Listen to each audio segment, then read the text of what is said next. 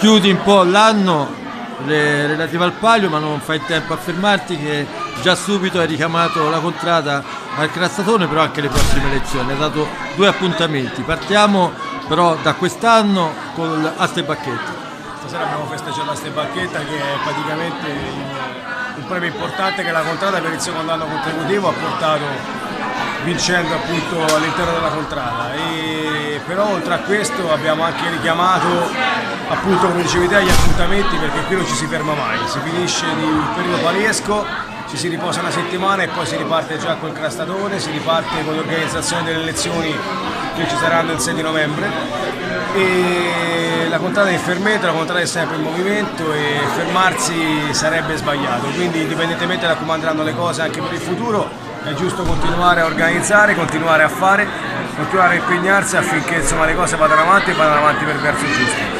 Claudio, 130, se ho capito bene, persone stasera, il palio non è arrivato in Contrada, però è una Contrada che mantiene, aumenta, mi sembra. La Contrada no? cresce, la Contrada è presente a tutti gli appuntamenti, questo è il motivo d'orgoglio, non per vanto, ma dico che 130 persone, perché già qui sarebbero troppi e siamo stretti, ma abbiamo mandato via qualcuno, cioè non mandato via, siamo stati costretti a dire di no a qualche prenotazione arrivata oggi. Dispiace perché alle persone di Contrada, quando magari decidono una volta poi se lo legano al dito, non ne capiscono il motivo, però purtroppo dietro a queste cene, dietro a queste feste c'è un'organizzazione, c'è uno spazio che è limitato e purtroppo sei costretto a fare così. Questo sicuramente è una delle grandi vittorie che abbiamo fatto in questi ultimi anni. C'è una Contrada che fa veramente numeri importanti a tutte le manifestazioni che organizza, e questo credo che sia corretto, senza vincere il palio come dicevi te, quindi figuriamoci se lo vinciamo, insomma. Inizia la musica, una Inizia festa.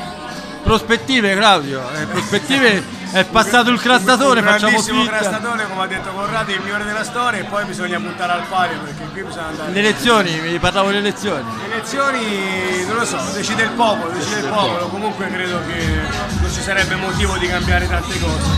Di sicuro bisognerà migliorare e quindi sistemare le cose che ancora devono essere migliorate, penso senza grandi stravolgimenti.